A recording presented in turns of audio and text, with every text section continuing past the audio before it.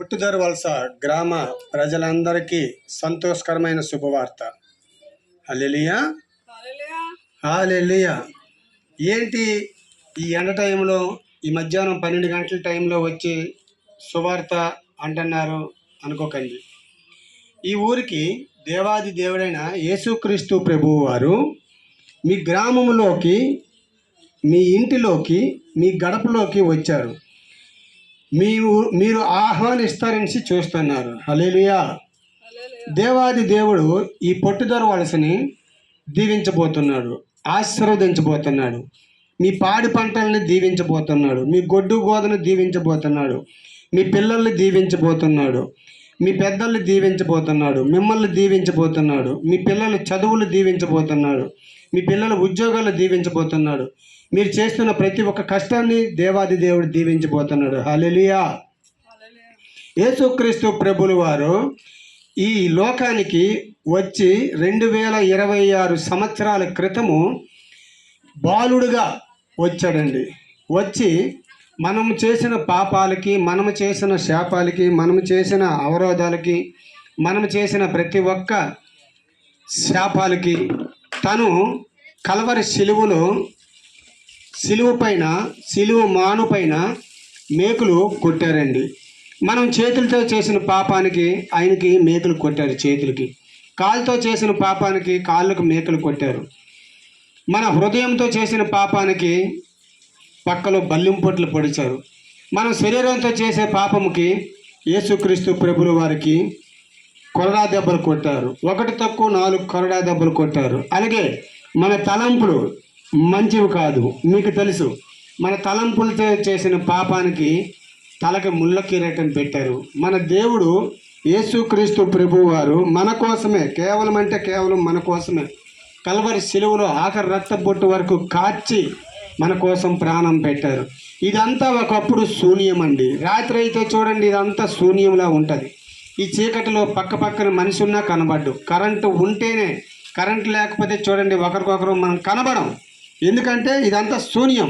ఈ శూన్యంలో యేసుక్రీస్తు ప్రభులు వారు సమస్తము సృష్టించారు. నిరాకారముని ఆకారంగా చేశారు. భూమిని, ఆకాశాన్ని, సముద్రాన్ని సృష్టించారు. సూర్య చంద్ర నక్షత్రములను సృష్టించాడు. ఆకాశ పక్షులు, భూజంతువులు ప్రతి ఒక్కటి కూడా, సముద్ర ముత్యములను సృష్టించాడు. చెట్లు, మొక్కలు, వృక్షాలని సృష్టించాడు. 5 రోజులు ఈ పని చేసి ఆరో రోజు దేవాది దేవుడు విశ్రాంతి తీసుకోకుండా నేల మట్టిని తీసి తన స్వహస్తాలతో, తన స్వరూపమందు, తన పోలిక చెప్పిన నేల మట్టితో దేవాది దేవుడు మనల్ని సృష్టించాడండి. మనల్ని సృష్టించి, మనల్ని తయారు చేసి, బొమ్మనుగా చేసి మన జీవరంధ్రాల్లో జీవము ఊదాడండి. జీవాధిపతి అయ్యాడండి. హల్లెలూయా. ఈరోజు మనం సజీవ లెక్కల్లో ఉన్నామంటే దేవాది దేవుడు మహాకృప. ప్రియులారా, నేను చెప్పింది ఏంటంటే దేవాది దేవుడు రాకడ సమీపముగా ఉంది. ఇప్పటికైనా శాపంలో ఉన్న మనం, పాపంలో ఉన్న మనం, దరిద్రాల్లో ఉన్న మనం, దురాత్మలతో ఉన్న మనం, దుష్టశక్తులతో సహవాసం చేస్తున్న మనం దేవాది దేవుణ్ణి తెలుసుకుంటే, దేవాది దేవుణ్ణి నమ్ముకుంటే, దేవాది దేవునికి మనము వెంబడిస్తే దేవుడు మనల్ని దీవిస్తానంటున్నాడు. దేవుడు మనల్ని ఆశీర్వదిస్తానంటున్నాడు. దేవాది దేవుడు ఈరోజు మీ గ్రామానికి వచ్చాడంటే మీ గ్రామము ఎంతో బహుగా బలపరచబోతుంది. యేసుక్రీస్తు ప్రభులు వారు మిమ్మల్ని దీవించబోతున్నారు, మిమ్మల్ని ఆశీర్వదించబోతున్నారు. ఇగో చూడండి, కరోనా వచ్చింది. కరోనా వచ్చి ఎంతోమంది గనుపాటి వారు, పేరు ప్రఖ్యాతులు కలిగినారు, డబ్బున్నోళ్ళు, బలవీరులు, బలసోర్లు, రాజకీయవేత్తలు, సినీయాటలు, ఎంతోమంది కోటేశ్వర్లు, ఎంతోమంది బిల్కెట్స్ చచ్చిపోయారు. కానీ మనల్ని సజీవ లెక్కల్లో దేవుడు ఉంచాడు. మనల్ని దేవుడు సజీవ లెక్కల్లో ఉంచాడంటే నువ్వు నేను దేవుడికి కావాలి. మన ద్వారా దేవుడు ఏదో ప్రణాళిక చేయబోతున్నాడు. మన ద్వారా దేవుడు ఏదో మాట్లాడబోతున్నాడు. మన ద్వారా ఈ గ్రామంలో మీ ద్వారా దేవుడు ఏదో గొప్ప ప్రణాళిక చేయబోతున్నాడు. అందుకని శాపంలో ఉన్న మీరు, పాపంలో ఉన్న మీరు, దరిద్రంలో ఉన్న మీరు, దురాత్మలతో ఉన్న మీరు, దుష్టశక్తులతో సహవాసం చేస్తున్న మీరు ఈరోజే దేవుణ్ణి తెలుసుకొని, దేవుణ్ణి నమ్ముకొని, మారు మనసు పొంది రక్షణ పొందుతారని మేమైతే నమ్ముతున్నామండి. ఈ పట్టుదల ప్రజలందరికీ కూడా అయ్యా మిమ్మల్ని బ్రతిమాలుకొని అడుగుతున్నామండి. ఎందుకు అంటే రాబోయేవన్నీ దుర్దినాలు.